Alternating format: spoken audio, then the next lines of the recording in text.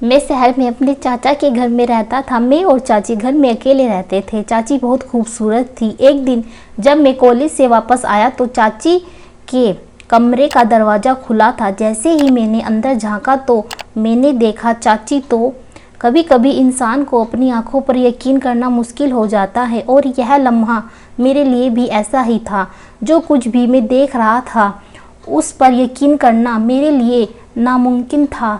मैं कैसे मान लेता कि चाचू की बीबी उनके पीठ पीछे ऐसा भी कर सकती थी। दरवाजे पर खड़ा था पर चाची को तो इस बात का शक भी नहीं हुआ था कि मैं आज जल्दी घर लौट आया हूँ। कॉलेज में अचानक तबीयत खराब हो जाने की वजह से मैं आज जल्दी घर आ गया था, मगर मुझे बिल्कुल भी अंदाज़ा नहीं था कि घर आकर यह सब मुझे देखने को मिलेगा।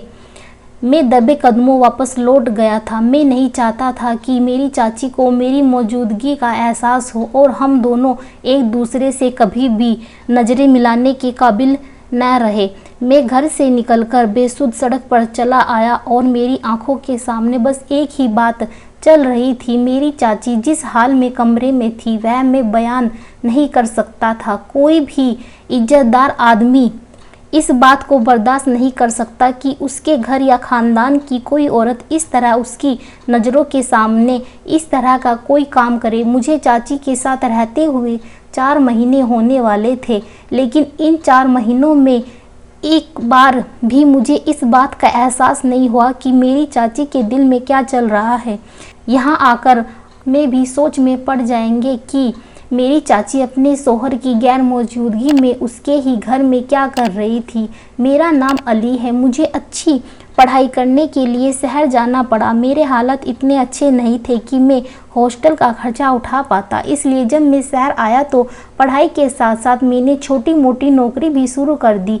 शहर में मेरे चाचू भी रहते थे, लेकिन मुझे उनके घर जाना कुछ बेहतर नहीं लगा क्योंकि उनकी शादी को 2 महीने ही हुए थे और 15 दिन में उन्हें वापस विदेश चले जाना था। लेकिन जैसे ही मेरे चाचू को इस बात का पता चला कि मैं पढ़ाई के लिए शहर आया हूँ और उनसे मिला तक नहीं तो वह फ़ोन करके मुझसे बहुत ज़्यादा नाराज़ हो गए। उन्हें मुझसे ऐसे रवैये की उम्मीद बिल्कुल न थी। मैंने डरते हुए चाचू को बताया कि नई शादी की वजह से मैं उनके घर नहीं आया कि कहीं मेरी वजह से वह लोग परेशान न हो जाए। यह सुनकर तो चाचू बहुत गुस्सा हो गए और कहने लगे कि चाची तुम्हारी बहुत अच्छी है। फिर मैं उनके घर चला आया चाची से मिलकर तो मैं सोच में पड़ गया। उम्र में मेरे चाचू से आधी और बहुत खूबसूरत थी। शायद चाचू की नौकरी और पैसे का कमाल था। वह मुझसे बहुत ही प्यार से पेश आई और कहने लगी, अली जब यहाँ पर तुम्हारे रिश्तेदार मौजूद है तो इस तरह से तुम्हें हॉस्टल में ज़िंदगी गुजारने की क्या बात है। कल ही अपना सामान उठा लाना और घर में आ जाओ। अभी तुम्हारे चाचू के जाने में 15 दिन बाकी है और तुम्हारे चाचू के जाने के बाद भी यह घर तुम्हारा ही रहेगा। मुझे तुम्हारे यहाँ रहने पर कोई दिक्कत नहीं, बल्कि अच्छा है, मुझे भी एक सहारा मिल जाएगा। वरना मैं तो यही सोच कर परेशान थी कि तुम्हारे चाचू के जाने के बाद अकेली किस तरह रहूँगी। ऐसा लग ही नहीं रहा था कि जैसे उनकी और मेरी पहली मुलाकात है। मैं अगले ही दिन चाचू के घर में रहने लगा। इस तरह मुझे पढ़ाई के साथ साथ नौकरी करने की भी ज़रूरत नहीं थी और मैं अपनी पढ़ाई पर पूरा ध्यान दे सकता था। 15 दिन झटपट गुजर गए और मेरे चाचू के जाने का वक्त हो आया। चाचू को एयरपोर्ट पर मेरे गले लगे और कहने लगे कि अपनी चाची का ख्याल रखना और अपनी पढ़ाई पर भी अच्छे से पूरी करना। मैंने चाचू से वादा कर लिया कि मैं चाची का ध्यान रखूँगा। जब हम दोनों घर आए तो वह उदास नज़र आ रही थी। काफ़ी देर तक वह अपने कमरे से बंद रही और रात को जब अपने कमरे से बाहर निकली तो मुझसे माफ़ी मांगने लगी कि उन्हें मेरे खाने पीने का ख्याल ही नहीं रहा। मैंने मुस्कुराकर कहा, चाची कोई बात नहीं। मेरी बात सुनकर चाची कहने लगी कि मेरा नाम सलमा है, तुम मुझे सलमा कहकर पुकार सकते हो। मेरी और तुम्हारी उम्र बिल्कुल बराबर है। तुम मुझे चाची कहते हुए कुछ अच्छे नहीं लगते। चाची की बात सुनकर मैं हंस पड़ा। वह ठीक ही कह रही थी। उम्र में वह बिल्कुल मेरे ही बराबर थी, लेकिन मुझे इस तरह से उनका नाम लेना ठीक नहीं लग रहा था। और फिर जब तक चाचू यहाँ थे तो मैंने कभी भी चाची को उनके नाम से नहीं पुकारा था। अब चाचू के जाने के बाद कैसे उन्हें उनके नाम से पुकार सकता था, लेकिन मेरे बराबर जिद करने लगी। अली, तुम मुझे सलमा कहकर ही पुकारो। चाची के जिद कर मैंने उन्हें सलमा पुकारना शुरू कर दिया। उनका रवैया मेरे साथ बहुत ही अच्छा था। चाची को कहीं भी घूमने जाना होता तो वह मेरे ही साथ जाती, शॉपिंग पर भी जाना होता तो मेरे ही साथ जाती। हर गुजरते दिन के साथ हम दोनों एक दूसरे के करीब होते जा रहे थे। चाची का अंदाज इस कदर मोहब्बत करने वाला था कि मैं कभी कभी सोच में पड़ जाता, पता नहीं उन्होंने चाचू से किस तरह शादी कर ली, जबकि ना ही उनकी उम्र चाचू के बराबर थी और ना ही उनका अंदाज और ख्याल चाचू के जैसे थे। देखा जाता तो दोनों एक दूसरे के बिल्कुल अलग थे। चाचू को गए हुए 1 महीना हो गया था और इस 1 महीने में मैं और सलमा बहुत अच्छी तरह से रहे थे। एक दिन मेरे कॉलेज के दोस्त किसी काम से घर आए तो सलमा को देखकर हैरान रह गए। मैंने उन्हें बताया कि सलमा मेरी चाची है तो उन्हें बिल्कुल भी यकीन नहीं आया, और फिर जब सलमा ने शरबत पेश करके चली गई तो वह कहने लगे कि यार, इस कदर हसीन चाची होने के बावजूद भी तेरा चाचा कैसे चला गया। अपने दोस्तों की बात सुनकर मैंने उन्हें चुप रहने का इशारा किया तो वह लोग धीरे धीरे बात करने लगे कि खूबसूरत लड़की के साथ अकेले रहते हुए कोई भी उसका आशिक हो सकता है। मैंने उन लोगों की बातों को मजाक में उड़ा दिया, लेकिन जब रात को सलमा किचन में चाय बना रही थी तो इत्तेफाक से मैं कमरे से पानी के लिए निकला। मैं पानी की बोतल भरना भूल गया था और रात के 1 बजे प्यास लगने पर मुझे कमरे से बाहर निकलना पड़ा। पहले तो सलमा को किचन में देखकर मैं चौंक गया था और फिर इसके बाद उन्हें नाइटी पहने हुए किचन में चाय बनाते देख मुझे अपने दोस्तों की बातें याद आने लगी। स्टाइलिश कटे बाल कानों पर झूल रहे थे। एक लम्हे में मेरा दिल बेकाबू हो गया था। मैं भी 24 साल का था, जिसके दिल में जज्बात का एक समंदर मौजूद था। मेरी नज़रें बार बार बहक रही थी। सलमा को मेरी मौजूदगी का एहसास हुआ तो उसने पलटकर मेरी तरफ देखा और मुस्कुराकर कहने लगी, क्या बात है अली, अभी तक जाग रहे हो? मैंने फौरन ही अपनी नज़रें झुका ली। मुझ में इतनी हिम्मत नहीं थी कि मैं उन्हें देख सकता, लेकिन सलमा से कहा कि रात को आपने मेरे कमरे में पानी की बोतल नहीं रखी थी, इसलिए पानी पीने के लिए आया हूँ। मेरी बात सुनकर सलमा कहने लगी, शायद उन्हें याद नहीं रहा।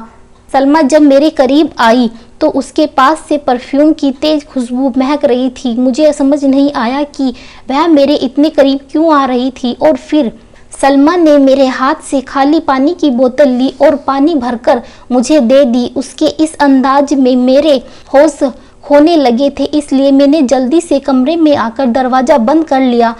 अगर मैं थोड़ी देर और सलमा के पास रुकता तो शायद कोई गलती कर बैठता। यह सोचकर मेरा दिल धड़क रहा था कि कहीं मेरा दिल सलमा पर तो नहीं आ गया। मुझे बार बार यह ख्याल भी सता रहा था कि सलमा मेरी चाची है। मेरे पेपर भी पास करीब आ रहे थे और मैं खुद को सलमा से दूर रखकर मैं पढ़ाई पर ध्यान दे रहा था। इस रात के बाद मैंने खुद को सलमा से बहुत दूर कर लिया। मेरे दोस्त पढ़ने के लिए अक्सर मेरे पास आने लगे थे। सलमा भी आकर हमारे साथ ही बैठ जाती और खूब बातें करती। मेरे दोस्तों को भी चाची के साथ अच्छी खासी दोस्ती हो गई थी और अब हम सबके बीच में कोई पर्दा नहीं था।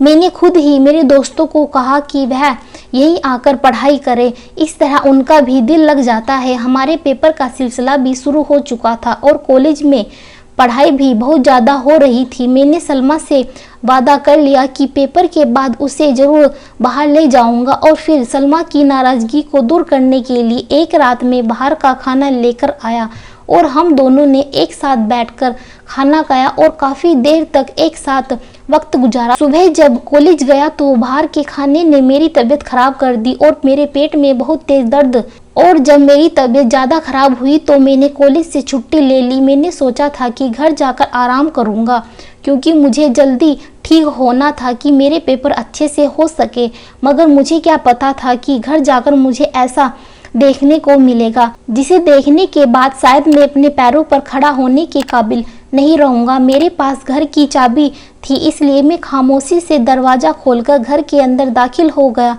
क्योंकि मेरे हिसाब से इस वक्त सलमा गहरी नींद में सो रही होती। लेकिन जैसे ही मैं सलमा के कमरे के दरवाजे पर पहुंचा तो मैंने देखा उसके कमरे का दरवाज़ा खुला हुआ था, और जब मैंने कमरे में झांका तो सलमा जिस हाल में अंदर मौजूद थी उसे देखकर मैं सोच में पड़ गया, क्योंकि वह तन्हा नहीं थी, उसके साथ मेरा सबसे अच्छा दोस्त रवि भी मौजूद था। रवि की इस वक्त यहाँ मौजूदगी ने मुझे हिलाकर रख दिया था और इस वक्त सलमा के वजूद ने मेरा शक यकीन में बदल गया था। वह दोनों मेरे पीठ पीछे जो खेल रचा रहे थे इसके बारे में तो सोच भी नहीं सकता। यह शहर तो मेरी सोच से कहीं ज़्यादा आगे था। सलमा हंसते हुए मेरे दोस्त रवि से कह रही थी कि तुम्हारा दोस्त बहुत ही अजीब किस्म का लड़का है। कितनी बार मैंने उसे अपनी ओर खींचने की कोशिश की, लेकिन मेरी खूबसूरती के जैसे उसके लिए कोई मायने नहीं रखती। और फिर हर गुजरते दिन के साथ मुझे इस बात का यकीन हो गया कि वह पूरी तरह अजीब है, जिसने अभी तक मेरी तरफ नज़र भी नहीं उठाकर देखा। रवि हंसकर कहने लगा कि कोई बात नहीं सलमा, मैं तुम्हें मिल गया ना, तुम मेरे साथ खुश रहो। सलमा कहने लगी, मैं जवान हसीन कब तक इस तरह तन्हाई की ज़िंदगी गुजार लूँगी। मेरा शौहर समझता है कि वह मुझे ढेर सारे पैसे देकर अपने पास हमेशा के लिए बांध कर रख सकता है।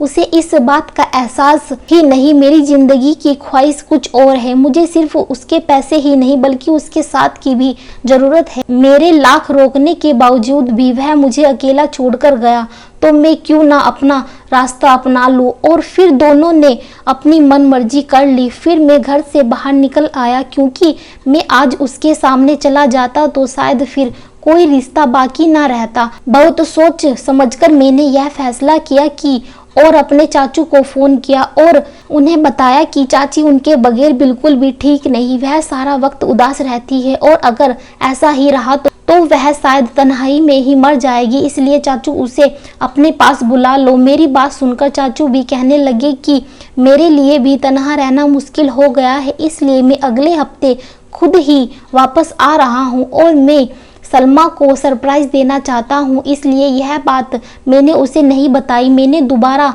हॉस्टल में रहने की बात कर ली थी और अपना सारा सामान समेट लिया था। मेरी चाची ने मुझे प्यार से इसलिए रोका था क्योंकि वह मेरा फ़ायदा उठाना चाहती थी।